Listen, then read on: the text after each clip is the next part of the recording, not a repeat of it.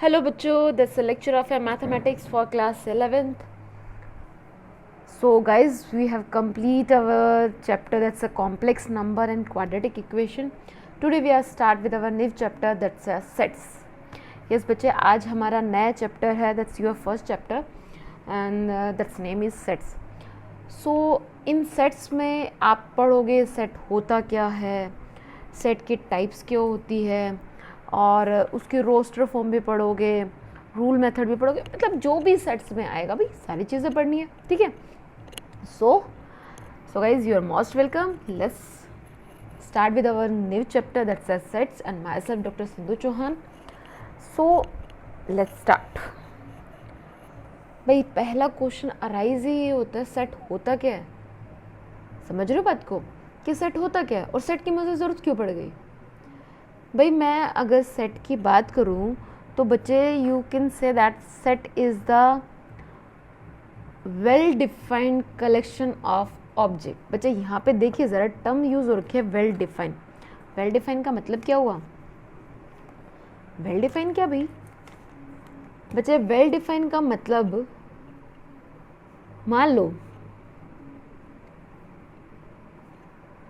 Well defined का अगर मैं मतलब बोलूँ तो दैट्स इट कि जो मान लो किसी चीज़ को अगर मतलब मैं आपको कह रही हूँ कि आपके पास जो बुक है वो मैथ्स की बुक है, आप भी यही कह रहे हो हाँ यस मैम आपके पास मेरे पास जो बुक है वो मैथ्स की है, आपका फ्रेंड भी यही कह रहा है. मतलब सभी उस क्वेश्चन के लिए, जैसे मैंने मान लो आपकी क्लास में पूछ लिया स्टूडेंट मतलब जो थर्ड बेंच पे बैठा हो उसके हाथ में भी कौन सी बुक है, तो मैंने भी देखा that's have a maths book, उसके पास भी मैथ्स बुक है, सभी का आंसर सेम आता है. That's a well defined.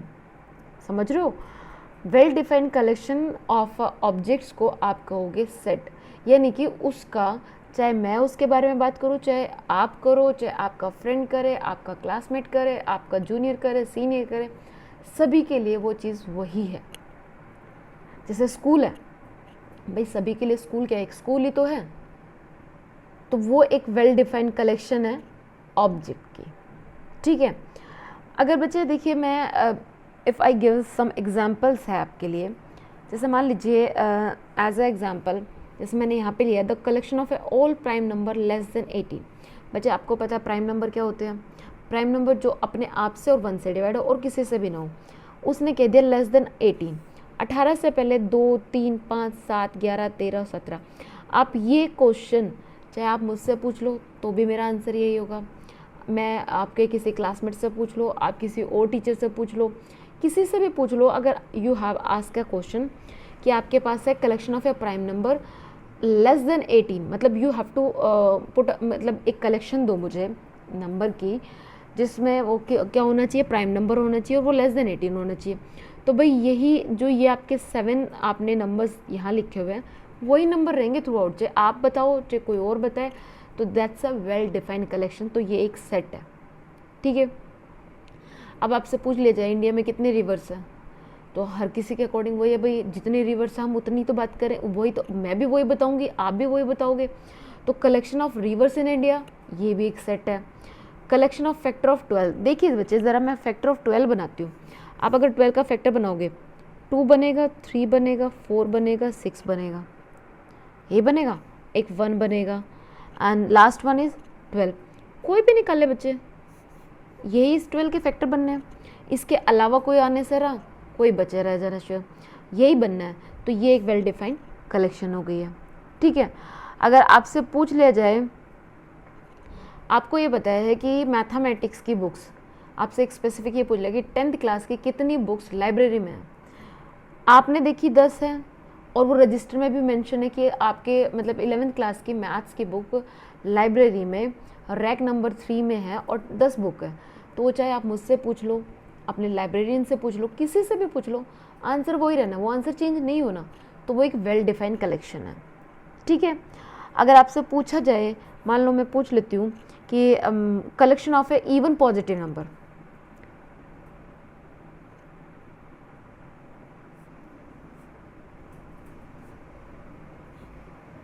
बच्चे इवन पॉजिटिव नंबर की बात कर रहे हैं और मैं आपको एक पॉजिटिव नंबर या पॉजिटिव इंटीजर की बात करूँ और मैं आप पे एक लिमिट लगा देती हूँ बिफोर 50, तो बच्चे चाहे आप बता लो उसका आंसर को, चाहे मैं बता दूँ, ये रहेगा 2, 4, 6, 8, 10, 12, 14, 16, 18, 20, 22, आप 50 तक काउंट कर लो बच्चे, जो आंसर मेरा रहेगा वही आपका आंसर रहेगा।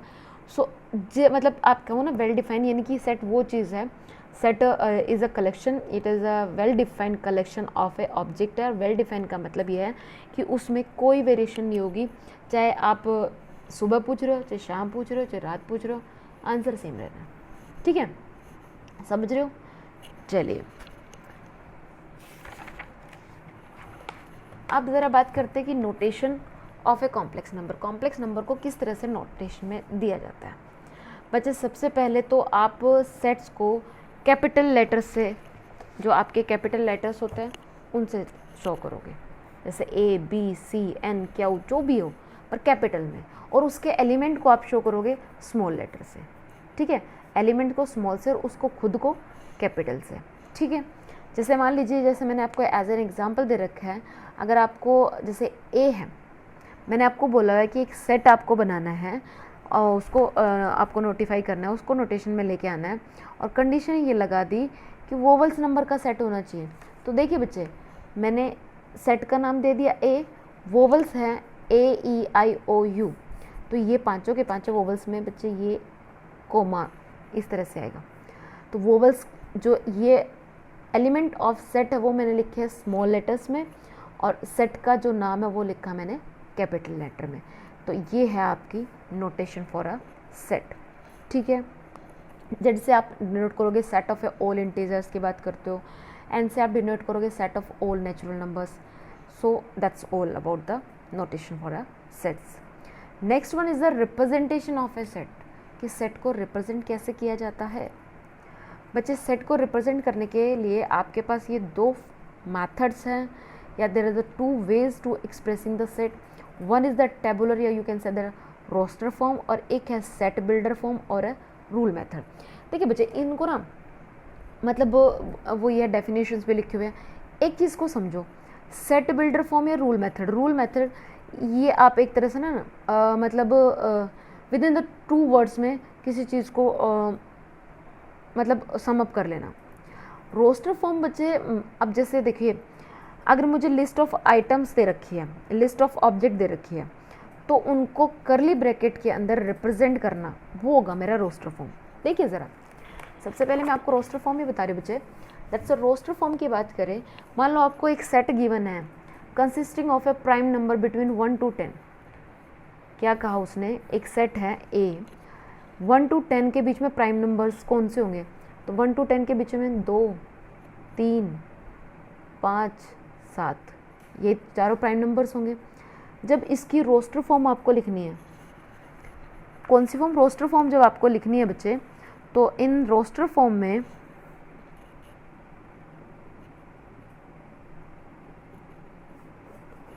कैसे लिखोगे? आपको पता है सेट को बाय द कैपिटल लेटर आप रिप्रेजेंट करोगे, not a by small letter, और ये आप एक ब्रैकेट यूज़ करोगे, एंड इन दैट ब्रैकेट जो ये न्यूमेरिकल, ये आपका जो सेट था ना, इसको 1, 2, 3 इंडिविजुअली उसको रिप्रेजेंट करोगे। ठीक है, मतलब टेबुलर फॉर्म में we list all the element of a set separating them by means of a comma and enclosing them in a circle. मतलब उनको हर एक को दिखाओगे, समझ रहे हो इस बात को? हर एक को आप शो करोगे। जैसे मान लीजिए आपके पास एक सेट पूछ लिया जाए कि एक ए सेट है जो consisting all the factor of 50। मतलब ये देखिए, आपको क्वेश्चन गिवन है कि आपको एक सेट ए है वो रिप्रेजेंट करना है किस में? रोस्टर फॉर्म में। सेट ए है वो रिप्रेजेंट करना है रोस्टर फॉर्म में, और आपको सेट के लिए कंडीशन क्या दे रखी है? Set consisting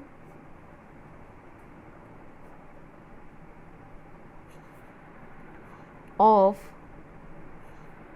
all the factors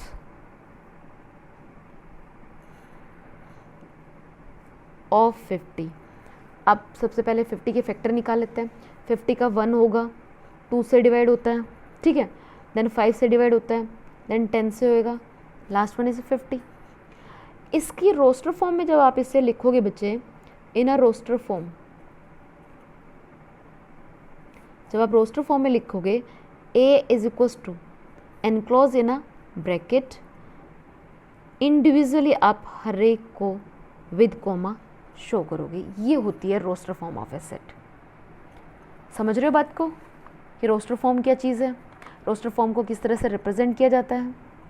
ठीक है, अगर मैं आपको एक एग्जांपल और ले लेते हैं, ये देखिए आपको गिवन है सी, मतलब एक सेट, ये क्वेश्चन नंबर 3 है आपका, सेट आपको गिवन है सी, जिसमें set the set of a all letter in the words mathematics. देखिए बिल्कुल the set of all letters in word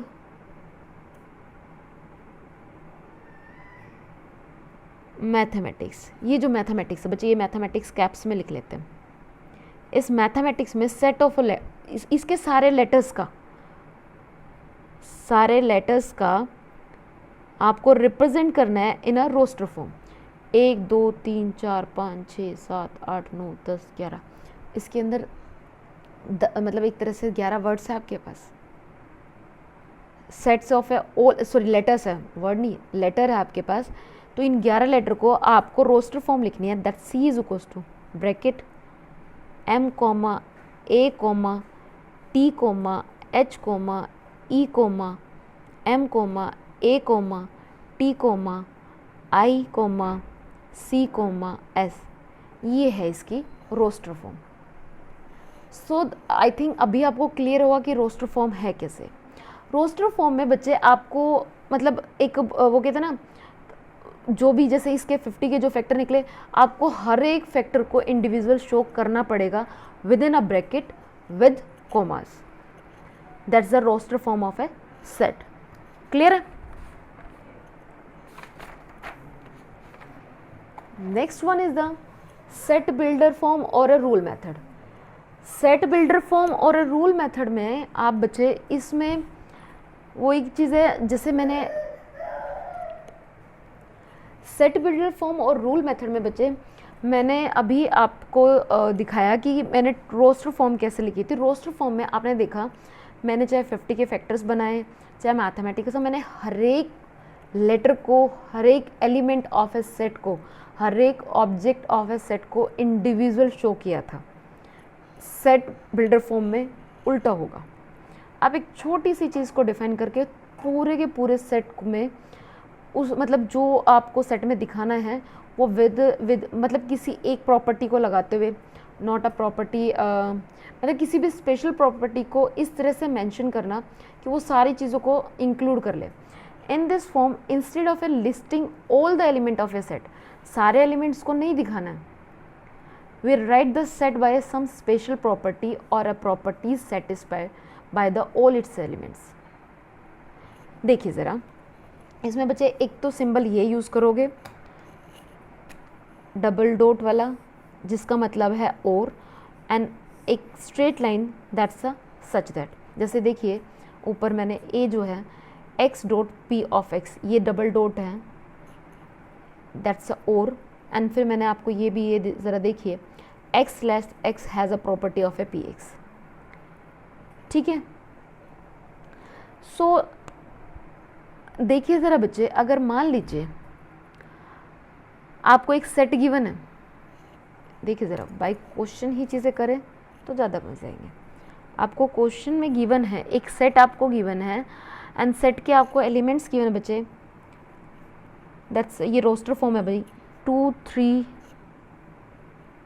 4 5 6 7 8 9। ठीक है, ये आपको एक सेट गिवन है।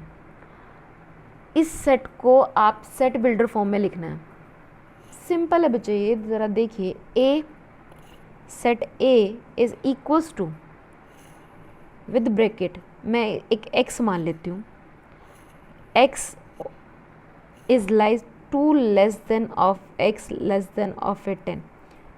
2 के इक्वल या 2 से छोटा जो x है, मैंने इस पूरे सेट को एक x मतलब एक x में इसको पूरे को इसमें पूरा का पूरा इसमें इंक्लूड कर लिया। x जो x पे मैंने एक प्रॉपर्टी लगा दी कि x जो है वो लेस देन 10 होना चाहिए या इक्वल्स टू 10 मिल सकता है, और x जो है वो इक्वल्स टू 2 या ग्रेटर देन 2 होना चाहिए, या तो इक्वल्स टू 2 हो या फिर ग्रेटर देन 2 हो, ठीक है। एंड जो x है वो एक नेचुरल नंबर होना चाहिए। बस ये आ गया मेरा set builder form.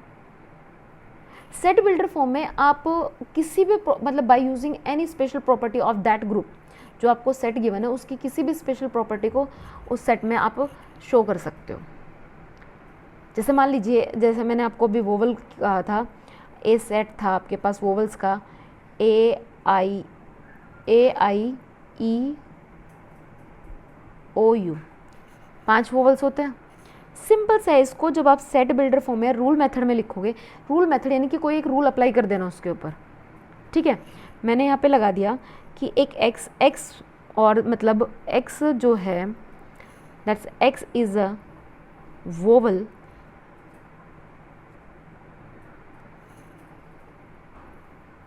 In English alphabet.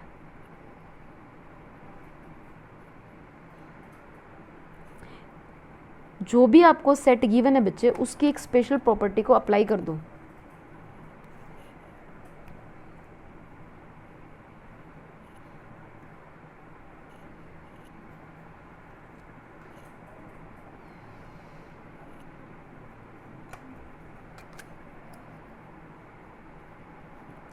ये भाई पेन ही नहीं चल रहा, चलो ठीक है। तो ये हुआ हमारा सेट बिल्डर फॉर्म। तो आई थिंक आपको दोनों बातें क्लियर हो कि रिप्रेजेंटेशन ऑफ सेट में आप रोस्टर फॉर्म भी यूज़ कर सकते हो या फिर सेट बिल्डर फॉर्म में मेथड भी यूज़ कर सकते हो।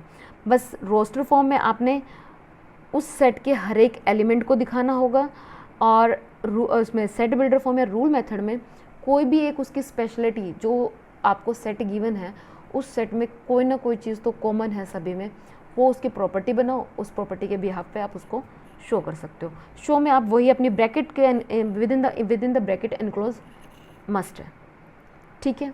चलिए, so there are the few types of a set. One is the finite set. Finite, देखिए बच्चे, फाइनाइट वर्ड ही खुद में अपने आप को डिफाइन कर रहा है। If the element of a set are finite members, मतलब आपका एक वो कहते हैं ना फिक्स ये हो कि उसमें 5 ही नंबर हो, मतलब एक सेट है, जैसे मान लो ये 1 5 25 125, ये आपका फाइनाइट सेट हो गया। एक ईयर में 12 महीने ही होंगे, ये आपका एक फाइनाइट सेट है, ठीक है।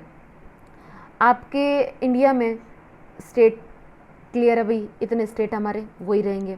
तो एक फाइनाइट सेट की बात करूँ तो जिसमें आप कोई चेंज नहीं कर सकते हो, वो आपने एक तरह से फाइनाइट लिमिट में डिफाइन है। If the element of a sets are finite, कि वो चेंज ही नहीं होंगे, वो एक फाइनाइट लिमिट में है जिनको आप काउंट कर पा रहे हो, then the set is called the finite set, ठीक है। इनफाइनाइट सेट की बात करें बच्चे, इनफाइनाइट सेट में अगर उस किसी भी सेट के नंबर्स या मेंबर्स जो है वो इनफाइनाइट हो।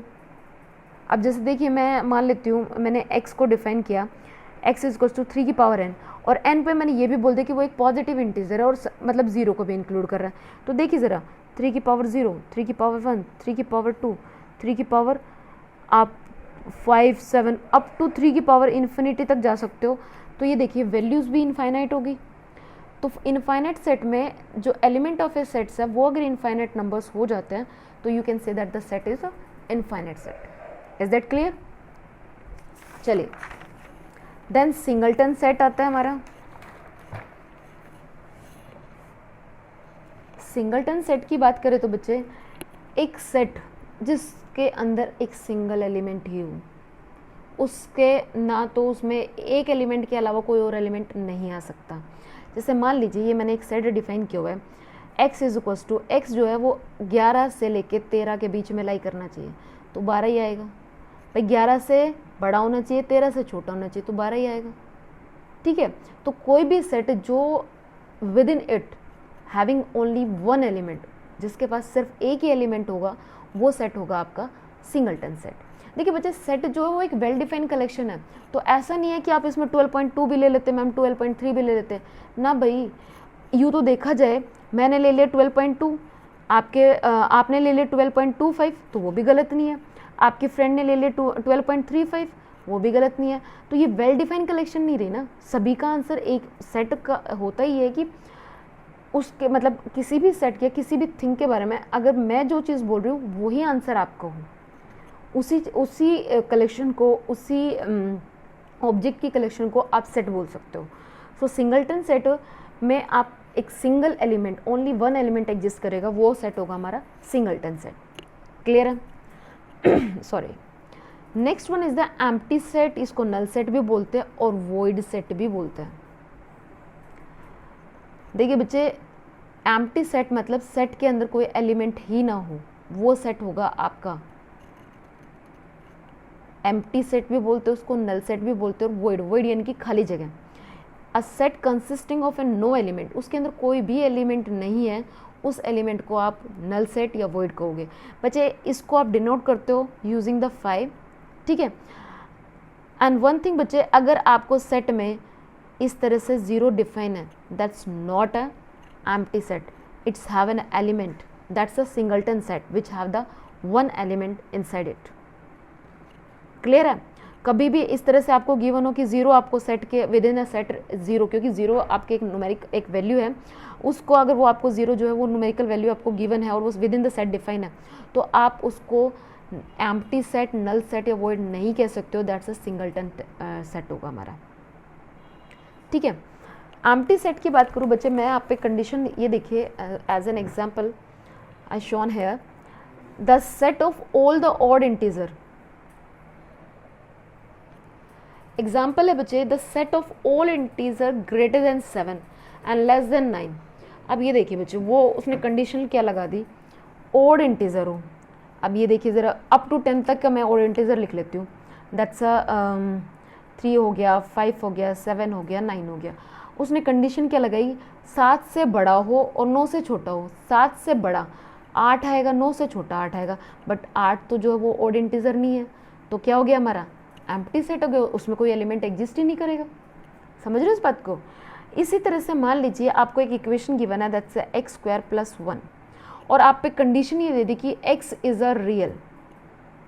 क्योंकि बच्चे x² + 1 अगर मैं इक्वल्स टू 0 इस इक्वेशन को सोल्व करूंगी, you get the -1, x is equals to plus minus √-1, ये आपको प्लस माइनस आयोटा मिलेगा, that's not a real, that's a complex number.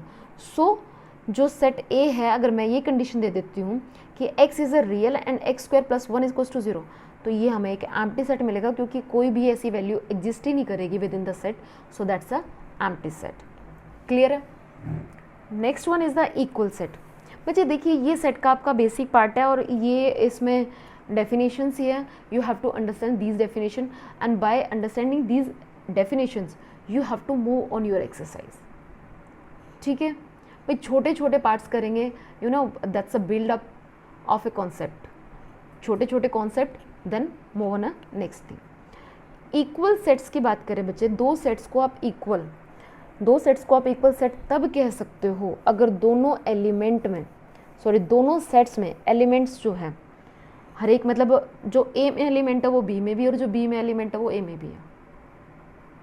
समझिए ज़रा, जो ए में एलिमेंट है वो बी में भी है और वो जो बी में जो एलिमेंट है वो ए में भी है।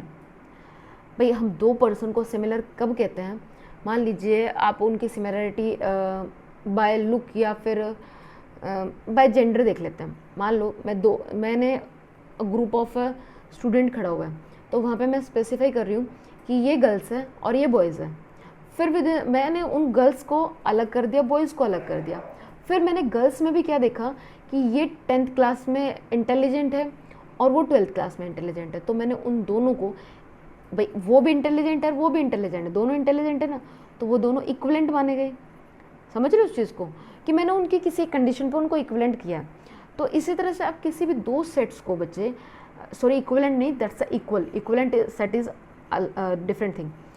अगर दो सेट्स है ए और बी, अगर दोनों सेट्स को आप इक्वल सेट कहते हो, तो जो आपके ए सेट में लाई करता है, if every element of A is an element of a B, जो ए में वो बी में भी और जो बी में वो ए में भी है, ठीक है, तो आप उसको क्या कहोगे, इक्वल सेट है। जैसे मान लीजिए मैं यहाँ पे एग्जांपल ले लेती हूँ, ए सेट जो है उसके पास है 2 3 4 एलिमेंट, अगर बी सेट के पास 4 3 2 है, बच्चे ये मैटर नहीं करता कि इनका ऑर्डर कैसे लिखा हुआ है, ये बिल्कुल भी मैटर नहीं करता, लेकिन 2 ए में भी है, 2 बी में भी है, 3 ए में भी है, 3 बी में भी है, 4 ए में भी है, 4 बी में भी है, तो उन दोनों सेट्स को आप क्या कहोगे, इक्वल सेट है। If for each X is belongs to A, तो एक्स बी में भी होना चाहिए, अगर वाई बी से बिलोंग करता है तो वाई ए में भी होना चाहिए, तो आप दो सेट को क्या कह सकते हो, equal set, and you have to specify as A equals to B, दो सेट्स को इक्वल आप इस तरह से नोटिफाई करोगे, ठीक है। एक चीज़ और बच्चे, कभी भी ये चीज़ें मत करना, मतलब अगर मोर देन कोई भी नंबर न्यूमेरिकल वैल्यू, देखिए ज़रा एक सेकंड के लिए, अगर मान लो ये आपको दो सेट्स गिवन है, एक आपको सेट ए जो है,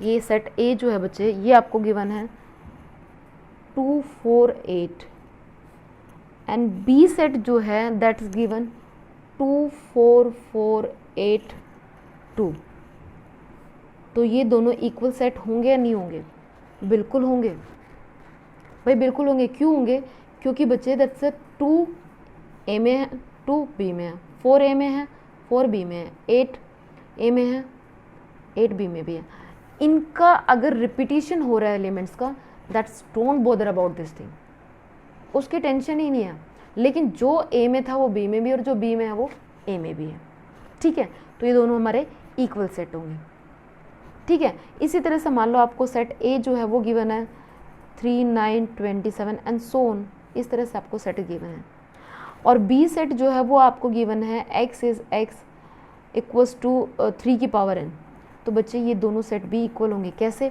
3 की पावर 1 3, 3 की पावर 2 9, 3 की पावर 3 27, तो ये जो एलिमेंट ए के है वो बी में भी होंगे, जो बी में है वो ए में भी, क्योंकि दैट्स अ सो ऑन लिखा हुआ है, समझ रहे हो इस चीज़ को, तो ये दोनों सेट हो गए हमारे equal set. Then we have talk about the order of a finite set. Order of a finite set का मतलब ये है कि बच्चे उस सेट में कितने एलिमेंट्स हैं, 2 है, 3 है, 1 है, 4 है, जितने एलिमेंट्स उसके अंदर प्रेजेंट है, फाइनाइट सेट के अंदर जितने एलिमेंट्स प्रेजेंट है वही उसका ऑर्डर है। इसको आप डिनोट करोगे by the using the n A, that's a order की नोटिफिकेशन, या कह सकते हो जो नोटिफिकेशन कह रही हूँ ऑर्डर को नोट करना, डिनोट करना, ठीक है। जैसे मान लो जो आपके पास एक ए सेट है 1 2 3 4, ये इसके 4 एलिमेंट्स थे, तो इसमें एलिमेंट कितने हैं, 4, तो order of A that set A is 4, clear है। चलो last one is the equivalent set. बच्चे इक्विवेलेंट सेट होता क्या है, इक्विवेलेंट सेट की बात करें तो कोई भी दो फाइनाइट सेट हैं ए और बी, उन दोनों को आप इक्विवेलेंट कहोगे अगर order of a set A is equals to order of a set B, यानी कि number of element in A is equals to the number of element in B. ये एक मिनट बच्चे देखिए, मैंने अभी आपको एक एग्जाम्पल लिया था 2 4 3, ये आपका सेट ए था, और बी सेट जो था वो आपके पास था 4 3 2, तो ज़रा बच्चे ए का मैं ऑर्डर निकालती हूँ, that's a number of element, इसमें भी 3 है, बी का ऑर्डर निकालती हूँ, इसके भी 3 है, तो यहाँ पे order of a first set A का और order of a set B का दोनों इक्वल आ गए, तो ये दोनों तो ए और बी हो गए इक्विवेलेंट सेट, ठीक है।